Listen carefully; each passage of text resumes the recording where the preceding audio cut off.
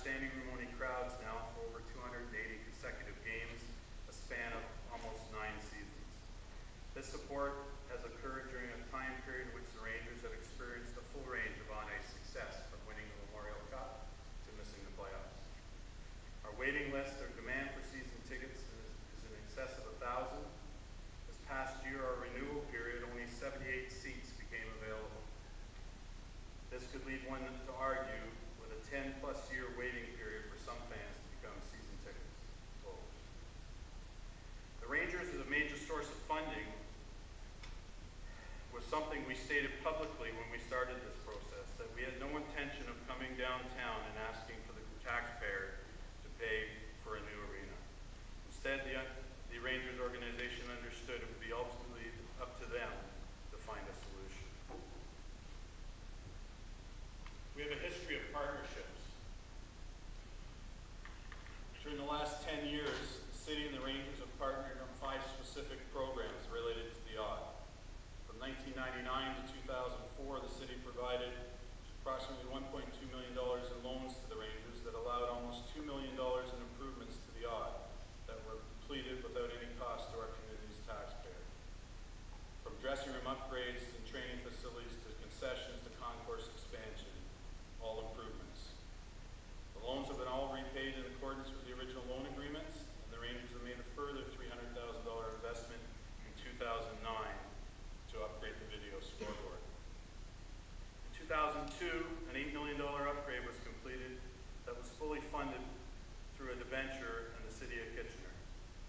This business plan and the payments are on schedule and have been funded through the rental of the suites, again improving the facilities without ultimately the taxpayer having to pay the cost. In 2007, the city provided an additional $1.4 million loan for 100% cost of the bowl seating expansion and restaurant and reserve standing upgrades prior to the Memorial Cup. All scheduled principal and interest payments have been made, and the remaining balance of approximately $870,000 will be paid on schedule in the next 3 years.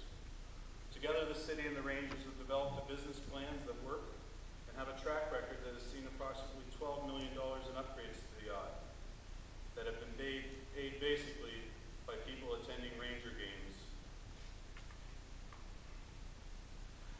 Now I'd like to just give you a short update on what work we've done to date. The purpose of that history, obviously, is just to remind people that we have a strong partnership that has worked in the past. Our process to date with respect to the arena, or the expanded arena, there's been lots of information out in the public. I'd say none of it has come from us, so I'd rather give you really what has happened. We hired an architectural firm by the name of BBB because of their experience. They're responsible for the Air Canada Centre. They're currently doing the renovation of Madison Square Garden, done GM Place in Vancouver, BMO Field in Toronto, and the John Labatt Centre. They were first engaged to look at a new facility to the extent that costing could be estimated and the necessary land requirements confirmed. A number of initial designs were completed in the 11,000 capacity range to review the land requirements that focused on multiple sites in the downtown area. BBB then developed a similar design to be built on the land where Centennial Stadium is currently situated and integrated with Kinsman and Kiwanis arenas. Again, we weren't trying to come up with a solution, but just create options. Once this was completed, the work was expanded a further step to answer the question, could the Odd be expanded and to what size? The result of this work was confirmation that the Odd could in fact be expanded to the 9,600 to 10,000 capacity range. This expansion would not be in the manner as many people think, that the roof would just simply be raised. Instead, an expansion is a bit of a complex construction project, but in simple terms is like putting a shell over a shell. Draft drawings were completed along with costing by Ball Construction. The reason we did these costings was to give us an idea of what would be required on a funding model. Our board of directors requested that a financial plan must minimize the risks to our club and the community and maintain our ability to operate one of the elite franchises in the Ontario Hockey League.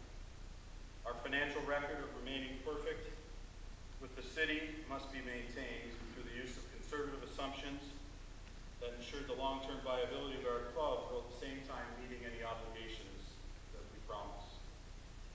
The revenue growth that we anticipate that could assist in one of these projects would strictly come from new revenues that are generated from the increased capacity for seats that do not exist today.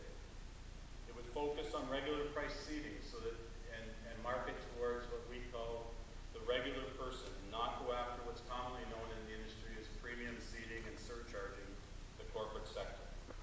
Again, our focus is on the individual fan.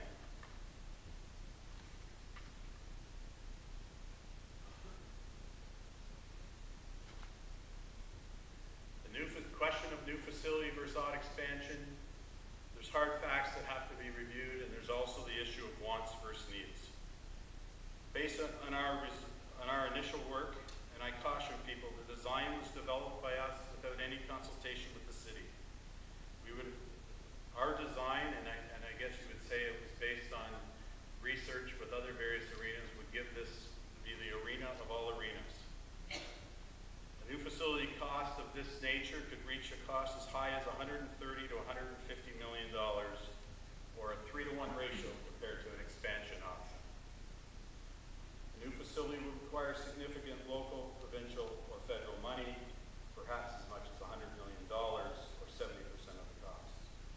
The Rangers business plan would not change significantly between the two options. A seat is the seat. It only generates so much revenue. Thus, there really would be little additional contribution proposed from the club should a new facility option ever be selected. To further clarify this point, our business plan provides for the majority of funding for an expanded odd, but not for a new facility.